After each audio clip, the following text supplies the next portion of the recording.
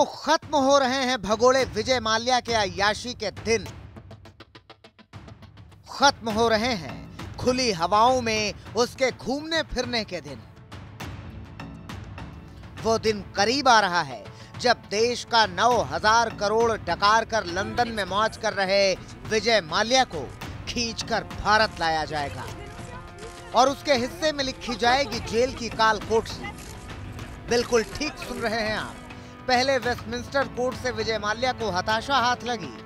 अब माल्या को भारत भेजने को लेकर ब्रिटेन के गृह मंत्रालय ने मंजूरी दे दी है।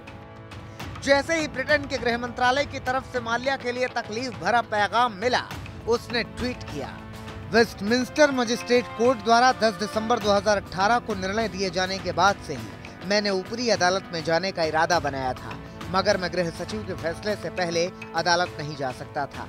अब मैं ऊपरी अदालत में अपील की प्रक्रिया शुरू करूंगा। मिस्टर विजय माल्या के लंदन घर के सामने हैं, जहां खिड़कियां खुली हुई थी और जब उन्हें पता लगा कि हम लोग यहां बाहर मौजूद हैं तो पिंकी उनकी पार्टनर ने आके कुछ खिड़कियों को बंद कर दिया। हमने उनसे कांटेक्ट भी किया था और उन्होंने कहा कि वो मीटिंग में हैं और उसके तुरंत बाद उन्होंने ट्वीट किया कि वो अपील हाई कोर्ट में करेंगे। अब सवाल यह है कि क्या विजय माल्या का भारत आना इतना सरल है? तो इसे भी समझिए। 14 दिन है मिस्टर माल्या के पास हाई कोर्ट में अपील करने के लिए। ये एक जज की बेंच इसे सुनेगी।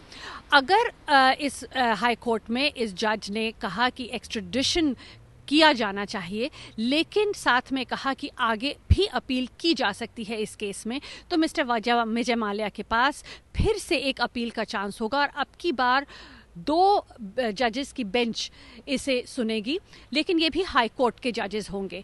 अगर इन 2 जजेस ने भी कहा कि जी हाँ, अपील आगे भी की जा सकती है, लेकिन फिर भी कहा एक्स्ट्रेडिशन हो लेकिन अपील आगे भी की जा सकती है, तब सुप्रीम कोर्ट में मामला जा सकता है।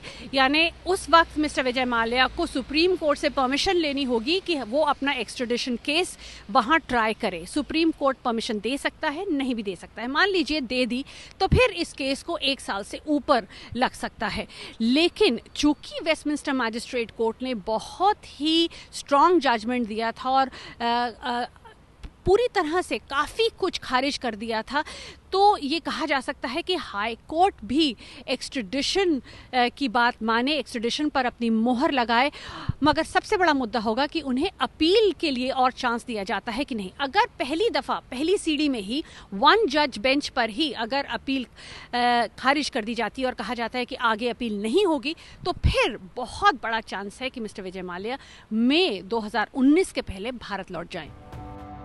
मतलब ये कि अगर चुनाव से पहले मोदी सरकार माल्या को भारत ले आई तो ये मोदी सरकार का ऐसा सिक्सर होगा जिसकी काट विपक्ष के पास नहीं है। मगर कांग्रेस माल्या को लेकर मोदी सरकार पर लगातार हमलावर है। कैसे गया दुनिया को मालूम है, कैसे उसके लिए वारंट भी ड्रा हुआ है, कैसे वो ढेर सारे सूटकेस लेके वीवीआईपी के तौर पे गया है।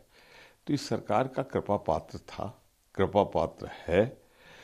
जब चाहेंगे उसको भेजेंगे, जब चाहेंगे बुलाएंगे। ये माल्या पर राजनीति तेज है, मगर इतना जरूर है कि माल्या के अच्छे दिन जाने वाले हैं।